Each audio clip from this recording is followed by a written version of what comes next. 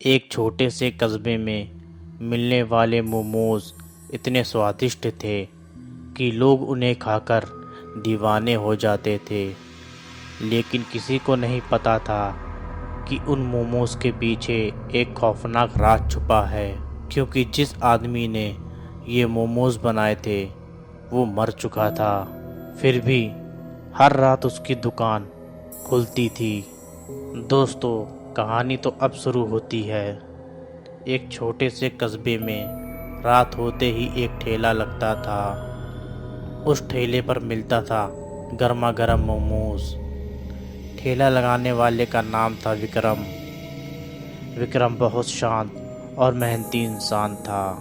उसकी खास बात ये थी कि वह मोमोज इतने स्वादिष्ट बनाता था कि जो एक बार खा ले वो रोज आने लगे। कस्बे के लोग पहले मोमोज के बारे में ज़्यादा नहीं जानते थे, लेकिन धीरे धीरे हर शाम उसकी दुकान पर भीड़ लगने लगी। भैया, एक प्लेट मोमोज देना। अरे वाह, ऐसी चटनी तो कभी नहीं खाई। हर तरफ बस विक्रम के मोमोज की चर्चा होने लगी। लेकिन उसी कस्बे में एक आदमी रहता था, जग्गू। जग्गू बेहद लालची और कामचोर था। उसे हमेशा आसान पैसा कमाने की आदत थी। एक दिन वह दूर खड़ा होकर विक्रम की दुकान को देख रहा था। बिना ज़्यादा मेहनत के इतना पैसा। अगर ये ठेला मेरा हो जाए ना तो ज़िंदगी सेट हो जाए। उसकी आंखों में लालच भर चुका था। उस रात तेज बारिश हो रही थी। पूरा कस्बा अंधेरे में डूबा हुआ था। विक्रम दुकान बंद करके अपने छोटे से कमरे में सो गया। उसे क्या पता था कि बाहर कोई उसकी मौत का इंतजार कर रहा है। धीरे धीरे दरवाज़ा खुला। काले कपड़ों में जग्गू धीरे से अंदर आया। उसके हाथ में चमकता हुआ चाकू था। सोते हुए विक्रम को कुछ समझ नहीं आया और अगले ही पल कमरे में चीख गूंज गई। जग्गू ने विक्रम को मार डाला। फिर उसका मोमोज बनाने का सामान और ठेला पैसे लेकर वहां से भाग गया। अगली सुबह पूरे कस्बे में खबर फैल गई कि विक्रम कहीं चला गया। और उसी शाम जग्गू ने वही ठेला सड़क के किनारे लगा दिया। आओ आओ, गर्मा गर्म स्वादिष्ट मोमोज खाओ। लोग हैरान थे। अरे, ये तो विक्रम का ठेला है। हाँ, उसने मुझे बेच दिया। वो शहर चला गया। जग्गू झूठ बोलते हुए बोला। लोगों ने ज़्यादा सवाल नहीं किए और मोमोज खाने लगे।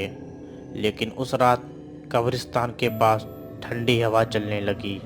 एक टूटी हुई झोपड़ी के अंदर अचानक विक्रम की आंखें खुली। उसने खुद को जमीन से कुछ ऊपर तैरते हुए देखा। मैं जिंदा हूँ। फिर उसकी नज़र नीचे पड़ी। वहाँ उसकी खुद की लाश पड़ी थी। उसके सीने पर गहरा चाकू का निशान था। विक्रम की आत्मा कांप उठी। मतलब मैं मर चुका हूँ। धीरे धीरे सब उसे याद आने लगा। उसकी आंखों में डर की जगह अब गुस्सा भर गया। जिसने मेरे साथ यह किया है, मैं उसे छोड़ूंगा नहीं। अब विक्रम एक भटकती आत्मा बन चुका था। उधर जग्गू लालच में आकर सड़े हुए आटे और खराब सब्जियों से मोमोज बनाने लगा। लोगों को क्या ही पता चलेगा। आधा ताज़ा आधा खराब मिला दूंगा। पैसा ही पैसा होगा। कुछ दिनों बाद कस्बे के लोग बीमार पड़ने लगे। किसी को पेट दर्द, किसी को उल्टियाँ। एक रात दो आदमी बातें कर रहे थे। पहले वाला मोमोज कितना अच्छा था।